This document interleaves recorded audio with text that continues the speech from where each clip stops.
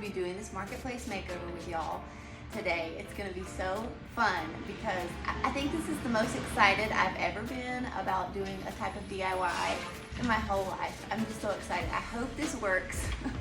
I got this chandelier. It's for our dining room. I got it for $20 on Facebook Marketplace. There was one I also saw for $10. There was actually a lot of options.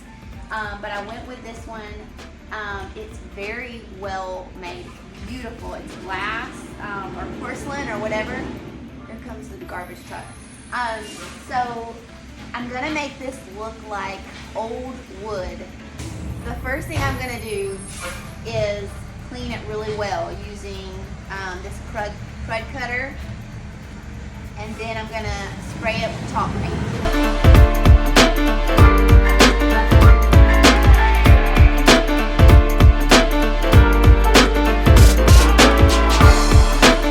Now I'm just gonna take some of this painter's tape and I'm gonna tape off all the electrical parts, so all these parts. And then I'm not really gonna spray the chain because I'm gonna be making a cover for that using fabric. So, but I am just gonna tape up all these cords just in case some overspray gets on them. I don't wanna mess up any of the electrical, so I'm gonna tape all of that up.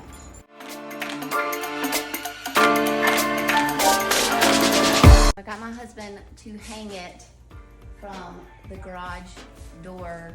And now I'm about to spray paint it with this Rust-Oleum chalked linen white.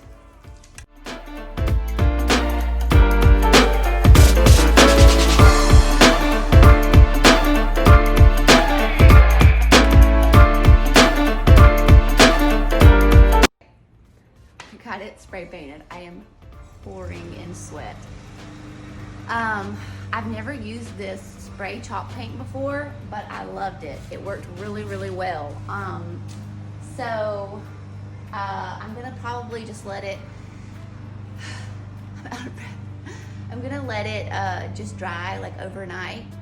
So tomorrow I will add the antiquing glaze to it, and that will hopefully make it look like wood.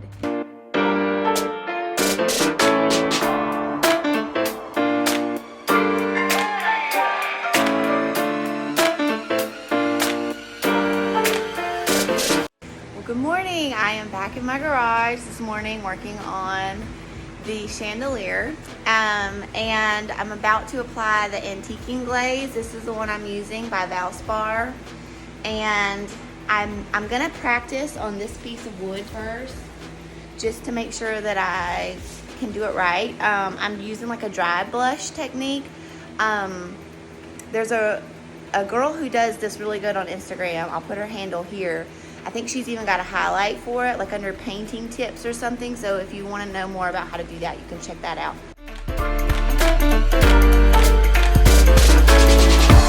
The good thing about glaze is it's very forgiving.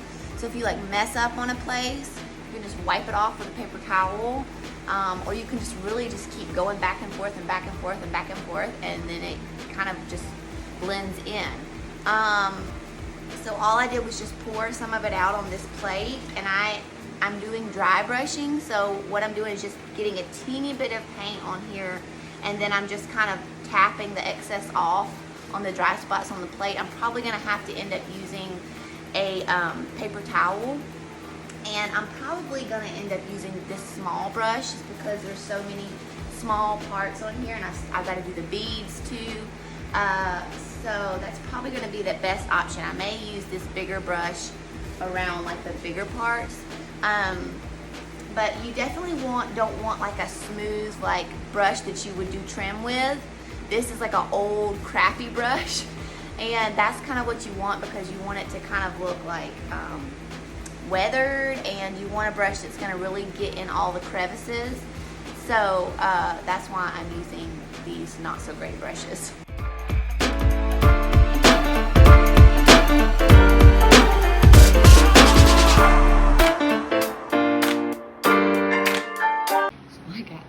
Arm done. I am obsessed. It is gorgeous, y'all. It's kind of hard to see in this light, but I mean, it really does look like wood. It's beautiful. It's moving so you can't see it, but I mean, it is so pretty. I cannot wait to see this finished.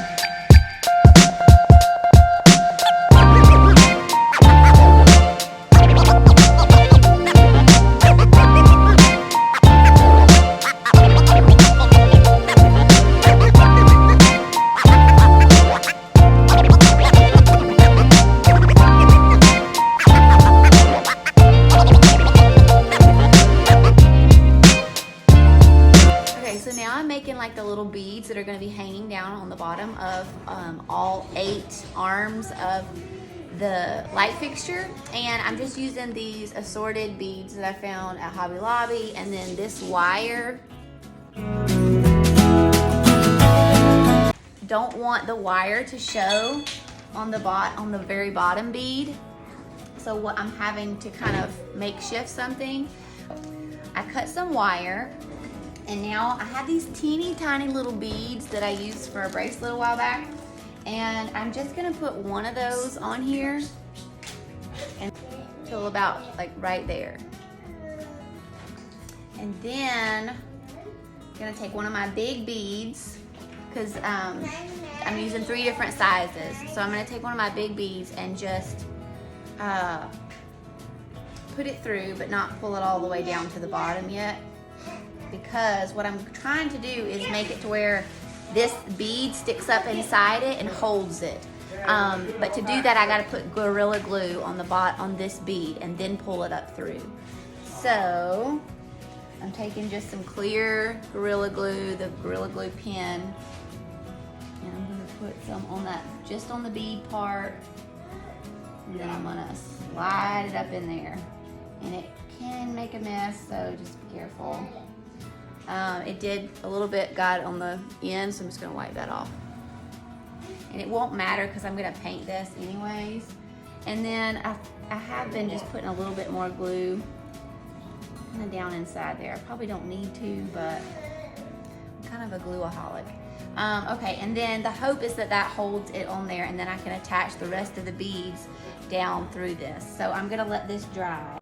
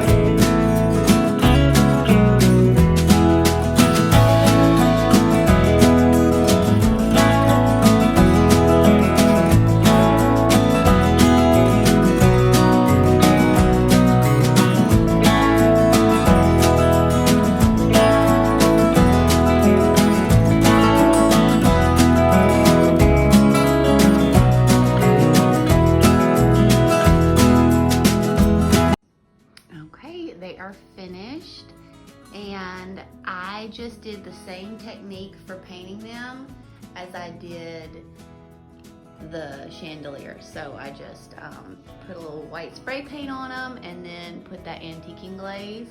And the cool thing about them being on wire is I can adjust them. Like if there's one that's just kind of tilted, angling the wrong way, you just kind of, you know, move it around and it fixes it. And you really can't tell where I tied it on the top. And I actually, to secure them on there, all I did was just kind of twist it. But the problem with that was they kept falling off when we were trying to hang it. So I would either, if I were to do it again, I would have tied just like one knot and then cut the strings off instead of just twisting it. That would have made it a little bit more secure. So if I ever do it again, I'll do it that way. But I think it's secure enough because no one's gonna be touching this chandelier. But then after I cut the excess wire off, I did just press it down really hard so that you wouldn't see a big, you know, wire sticking up right there. But I mean, you can tell a little bit, but it doesn't bother me. And when you're standing back, you really can't tell at all. So I love it.